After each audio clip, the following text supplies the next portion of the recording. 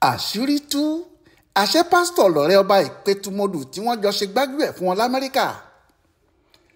Ìròyìn pé wọ́n ti mú pásítọ̀ Edward Abiodun Olúwaṣánmi l'Amẹ́ríkà tó gbòde láti bí ọjọ́ mẹ́ta yìí kì í ṣe ìròyìn tuntun nítorí kì í ṣe pé wọ́n ṣẹ̀ṣẹ̀ mú òjíṣẹ́ Olúwa náà ni.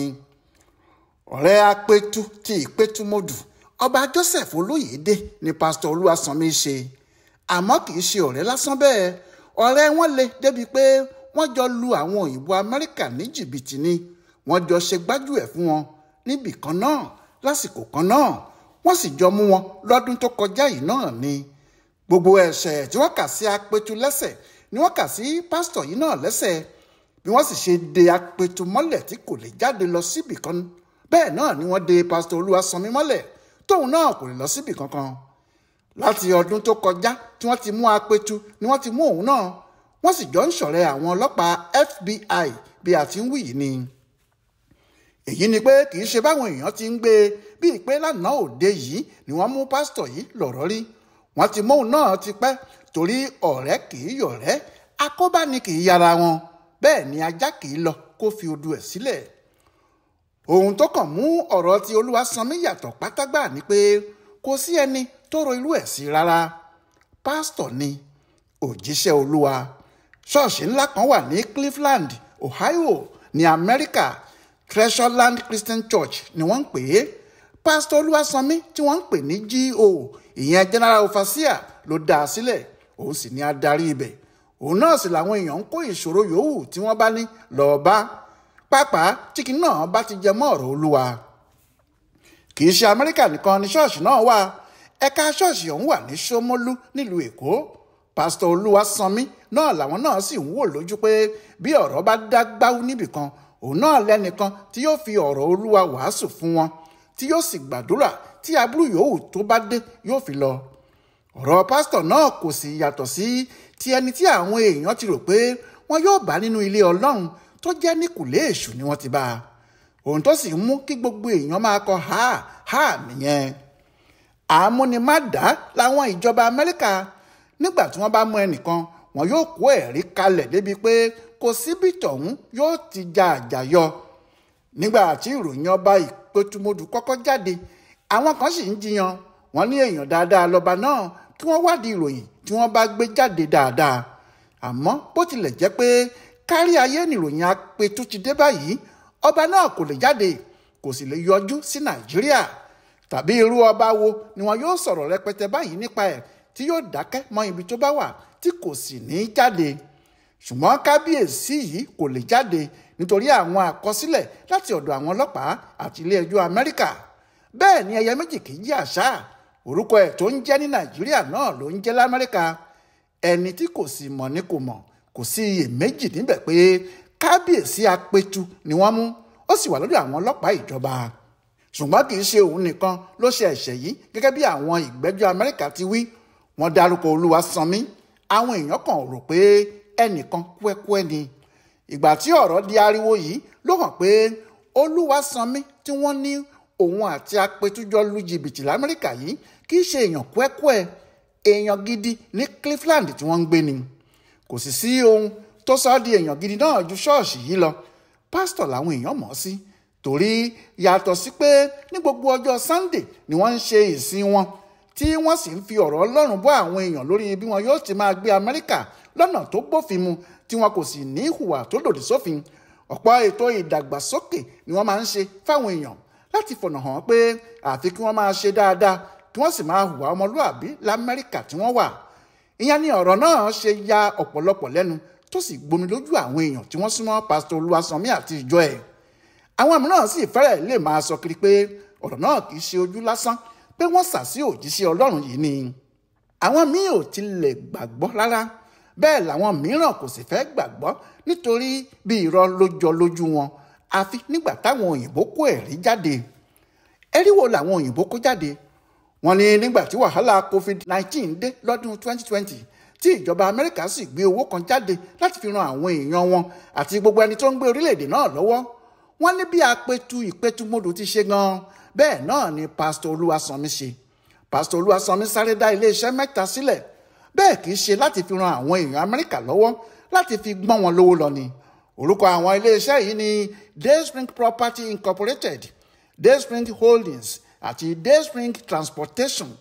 Àwọn iléeṣẹ́ yìí ni pásítọ̀ náà fi gbé owó jáde lóríṣiríṣi tó sì ń sọ fáwọn èèyàn pé àwọn òṣìṣẹ́ òun lòun torí ẹ̀ gbowó náà, tó sì ń kó oríṣiríṣi orúkọ àwọn ayédèrú èèyàn jọ tó ń fi orúkọ náà gbowó tó sì ń náwó náà, táwọn ọmọ ìjọ kò sì mọ̀ pé pásítọ̀ àwọn mú nǹkan jẹ. Bóyá wá ṣe pé pásítọ̀ náà fọ̀rọ̀ ọ̀hún lọ àwọn àgbà ìjọ rẹ̀, kìnní náà lè má burú tó báyìí, àmọ́ níṣe ló ṣẹnu mẹ́rẹ́ bíi etí ejò. Àsìkò tí pásítọ̀ Olúwaṣọ̀mí sì pé ọmọ 60 ọdún ní 2023 tí gbogbo ìjọ ń jó tí wọ́n ń bá jí òòyọ̀, kò sẹ́ni tó mọ̀ pé kinní kan ń lọ lábẹ́lẹ̀ tí kò ṣeé sọ síta. Àbí báwo lèèyàn yóò ṣe sọ pé ìyá baálẹ̀ lájẹ́? Ẹni tí kì í ṣe pásítọ̀ kékeré, ilé ẹ̀kọ́ gíga Life Theological Seminary ló lọ lẹ́kọ̀ọ́, níbẹ̀ ló sì ti gba oyè dìgírì nínú iṣẹ́ ajíhìnrere lọ́dún 1989 tó sì ti bẹ̀rẹ̀ iṣẹ́ Olúwa láti ìgbà náà, tó di pásítọ̀ pátápátá láti ọdún 1993. Báwo lèèyàn kan yóò ṣe wá rò pé irú pásítọ̀ bẹ́ẹ̀ yóò já sínú ọ̀fìn ayé tó le tó yìí? Ohun táwọn èèyàn ò ṣe gbàgbọ́ nìyí, àfìgbà táwọn ọlọ́pàá òyìnbó kó ẹ̀rí jáde. Wọ́n ní nínú oṣù kẹsàn-án September 2020, pásítọ̀ Olúwaṣọ̀mí fi owó kófíìdì ra ilé kan ní South Flint Road lágbègbè South Euclid ní Ohio níbẹ̀. Wọ́n lówó tó gbà lọ́wọ́ ìjọba Amẹ́ríkà ni. Ní ọjọ́ 26 oṣù kẹwàá ọdún 2021, Olúwaṣọ̀mí taari mílíọ̀nù kan owó dọ́là sínú àkáǹtì iléeṣẹ́ ìyẹn Dayspring Transportation. Owó kófíìdì tó fọ̀nà jìbìtì gbà lọ́wọ́ àwọn ará Amẹ́ríkà ni. Ọ̀rọ̀ náà yìí bá sì dàrú mọ́ àwọn èèyàn lójú bí kò jẹ́ pé nígbà tí wọn yóò fi gbọ́ níta, àwọn ọlọ́pàá FBI ti síìsì owó tó tó $2,200 ìyẹn $620,000 lọ́wọ́ ẹ̀. Wọ́n gba owó náà nígbà tí wọ́n ti rí ibi tó kó o sí. Wọ́n kọ́kọ́ gba $600,000 lọ́wọ́ ẹ̀ níbi tó kó o sí ní báǹkì Dayspring Transportation. Bẹ́ẹ̀ ni wọ́n sì gba $20,000 owó tó kó sí àkáǹtì Dayspring Property. Wọ́n gba gbogbo owó yìí, bẹ́ẹ̀ ni wọ́n ń wá àwọn míì kiri. Wọ́n fẹ́ gba gbogbo owó tó fi orúkọ kófíìdì jí lọ́wọ́ ìjọba kí wọ́n ṣẹ̀ṣẹ̀ wá ṣèdájọ́ tó bá tọ́ sí i. Bó tilẹ̀ jẹ́ pé láàrin ọdún 2020 sí 2022 ní ọkùnrin pásítọ̀ yìí fi ń gbá àwọn ará Amẹ́ríkà yìí tó sì tún ń ṣe ìsìn fún wọn ní gbogbo ọjọ́ Sunday nínú oṣù kẹrin ọdún 2024 tó kọjá yìí, nígbà tí Ipetumodu dásẹ̀ wọ Amẹ́ríkà ni wọ́n tó mú un. Bí wọ́n ti ṣe fún Ipetu náà ni wọ́n ṣe fóun náà, nítorí wọ́n kọ́kọ́ gbé e lọ sí ọ̀dọ̀ ìgbẹ́jọ́ ńlá kan, ìyẹn àwọn júrì. Níbẹ̀ ni wọ́n sì ti kọ́kọ́ dá a lẹ́bi pé gbogbo ẹ̀sùn 13 tí wọ́n kà sí lẹ́sẹ̀ ló jẹ̀bi. Ìyẹn gẹ́gẹ́ bí wọ́n ti ṣe fún Ipetu náà, wọ́n ló jẹ̀bi ẹ̀sùn pé ó jí owó Amẹ́ríkà kó, wọ́n ló jẹ̀bi ẹ̀sùn pé ó ṣe Gbaju-Ẹ fún wọn, wọ́n ló jẹ̀bi ẹ̀sùn pé ó ja àwọn ará Amẹ́ríkà lólè àti bẹ́ẹ̀ bẹ́ẹ̀ lọ. Kẹ̀sì máa wò ó, ọmọ onílùú ni pásítọ̀ Olúwaṣọ̀mí, nítorí bó ṣe ní pásítọ̀tì ti Nàìjíríà náà ló ní ti Amẹ́ríkà. Àmọ́ pásítọ̀tì méjèèjì làwọn ọlọ́pàá FBI kọ́kọ́ gbà lọ́wọ́ ẹ̀, tí wọ́n sì ní tí wọ́n bá gbọ́ pé ó ṣèèṣì jáde lọ síbì kan, àwọn yóò kó máàmù gàárì sí i lọ́wọ́ débi pé kò ní rọ́wọ́ jẹun. Ọ̀rọ̀ náà kì í ṣe nǹkan kékeré láàrin àwọn ọmọ Nàìjíríà, pàápàá àwọn ọmọ Yorùbá tí wọ́n ń gbé l'Amẹ́ríkà. Wọ́n ní tẹ́lẹ̀tẹ́lẹ̀ bí wọ́n bá ti rí ọmọ Nàìjíríà ni wọn yóò ti kó ọkàn sókè, tí wọn yóò sì máa fi ojú olè tàbí ojú ọ̀daràn wò wọ́n, tí wọn yóò sì máa ṣọ́ wọn ní gbogbo ibi yòówù tí wọ́n bá rìn sí gbogbo. Àmọ́ pẹ̀lú ẹ̀ náà, àwọn méjì kan wà tí wọ́n máa ń fi ọ̀wọ̀ wọ̀. Àwọn yìí ni ọba aláyé àti pásítọ̀. Tí wọ́n bá ti rí ọba aláyé ilẹ̀ Yorùbá níbìkan, wọ́n ti mọ̀ pé àṣà àti ìṣe Yorùbá ló wà lára ẹ̀. Wọ́n á sì ti rò pé kò ní hùwà pálapàla níbìkan. Bẹ́ẹ̀ náà ni wọ́n máa ń ṣíjú àpọ́nlé wo àwọn pásítọ̀, nítorí wọ́n gbà pé ẹni tó bá mọ ọ̀rọ̀ Ọlọ́run tó bí pásítọ̀ kan ṣe mọ̀ ọ́ tó, tọ́hún kò ní sí nídìí ìwà ìbàjẹ́ kankan, wọn kò sì ní bá a nídìí rẹ́dẹ̀rẹ́dẹ́. Àmọ́ ní báyìí tí odidi ọba nílẹ̀ Yorùbá ti há sí ọwọ́ àwọn FBI tó tún ń lọ tí kò dá lọ, tó tún mú odidi pásítọ̀ dání, aṣọ àpọ́nlé tí wọ́n fún ọba àti pásítọ̀ lágbègbè náà ti fàya pẹ́rẹpẹ̀rẹ. Kò sí tàbí ṣùgbọ́n níbẹ̀ o, ọ̀rọ̀ náà yóò kó bá ìjọ Treasureland Christ Church ní Amẹ́ríkà nítorí nígbà tí GO ti há báyìí irú ìwàásù wo lókù tí àwọn ọmọ ìjọ fẹ́ ṣe.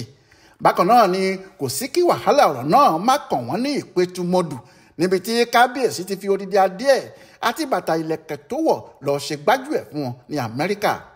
Ọ̀rọ̀ náà yóò kan àwọn afọbajẹ àti àwọn alágbára tí wọ́n fi dandan lé pé Olóyèdé ni kó jẹ Apetu. Àmọ́ ju gbogbo ẹ̀ lọ o ẹ̀tí àwo ẹ̀rín ọ̀gbẹ̀rì olè tó jà tó gbé fìlà lèmọ́mù ó ti gbé orúkọ lèmọ́mù mọ́. Kò sí kí ìtìjú ọ̀rọ̀ náà má kan Yorùbá àti gbogbo Nàìjíríà pàápàá lẹ́yìn odi. Yẹmí Ògúnjọbí ló ṣe ìwádìí ọ̀rọ̀ yìí fínífíní fún Bùdó Àgbáyé fún àṣà àtiṣe Yorùbá World Center nínú ọgbà Yunifásitì Ìbàdàn. Ẹ kú etí gbọ́ o.